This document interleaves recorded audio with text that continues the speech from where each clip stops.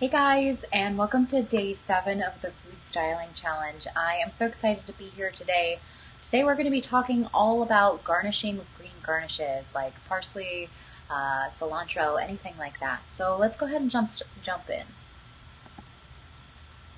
Okay, so the first thing to know about working with fresh herbs like this is that if you have the opportunity to get them in the day before, you're going to be working on the set, that is ideal. So when we have that opportunity, what we do is we bring them home, or to the studio rather, and we toss them in a big ice bath. We fill up the whole kitchen sink and throw in a bunch of ice cubes in there, and we shock the tar out of them and any of our greens, like our salad greens, our spinach, anything like that. And then we're going to go ahead and pull them out of that, and we're going to wrap them in some paper towels, or we're going to put them into containers like this. Especially these things like the parsley, this becomes the best situation for it because this allows it to dry out, and that really is the key thing here.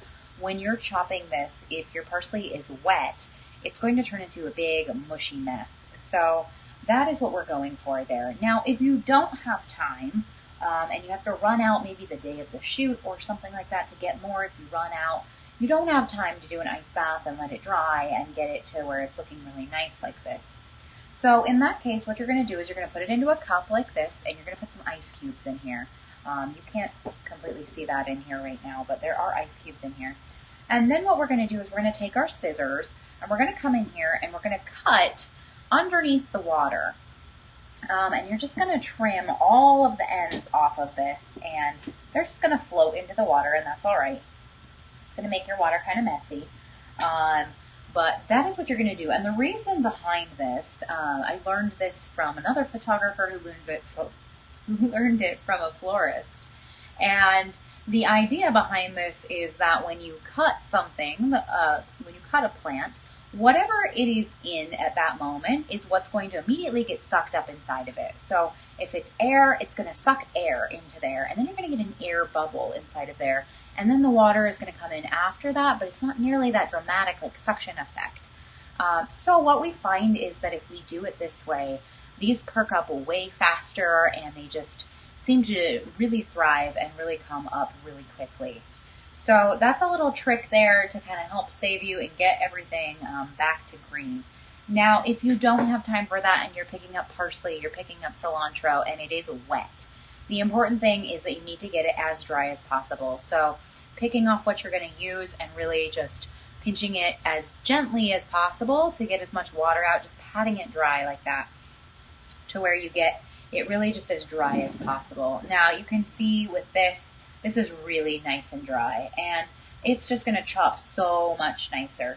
The other thing to know is that you need a very sharp knife. So if you are not sharpening your knives, if you're not using a honing blade on them, you definitely want to do that, and you want to invest in a really good knife, because when you come in here and you're going to be working through chopping things, you can see that it's cutting very cleanly. You're not getting any bruising on there. And with some of these smaller herbs like this, what I like to do is just kind of push them all into a little bit of a roll like that, and then just kind of work through here like this. Now this also works for things like basil, where you're making a chiffonade. You're going to do a roll like that as well, and then you're just going to kind of slice through here. Now the important thing to know as far as your knife skills go, this was something that I learned in culinary school, is that a knife, when you're pressing down, is literally, you're just making the blade do all of the work, and you're not using the benefit of all of that space. So what you want to think about is not chopping up and down like this, but chopping through, to where you're slicing through that. That's going to give you a lot less bruising on that, and it's really going to give you a much, much nicer chop there. Just a little tip on that. So, and then if you're working with something like basil and you want to do a really pretty chiffonade, I'm going to show you how to do that as well. So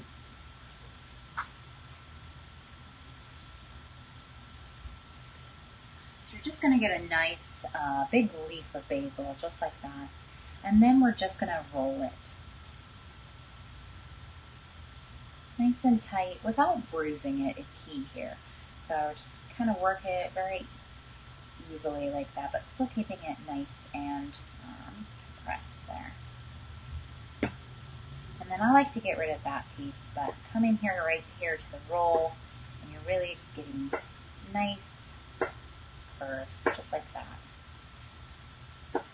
And those just look so beautiful when you take those out and just sprinkle them over things. They really have a lot of movement through there, and you can even do them a little bit thinner than that. But that is just kind of a couple tips there on your greens. Let me know if this was helpful in the comments. Let me know if you're enjoying this food styling challenge. Make sure that you are getting yourself subscribed to the messenger updates. That's also going to give you an invite to our free Facebook group. The Facebook group is Food Photography and Videography Tips and Tricks. And you can join us there. We do live trainings in there as well as on this page. We also do constructive critiques in there. We do a lot of just fun things in there every week to where we have a lot of interaction and lots of people encouraging you and helping you kind of refine your food photography. So I hope that was helpful. Leave me a comment below. Let me know what else you'd like to see on these food styling challenges and in future trainings. And I look forward to seeing you again tomorrow. Bye.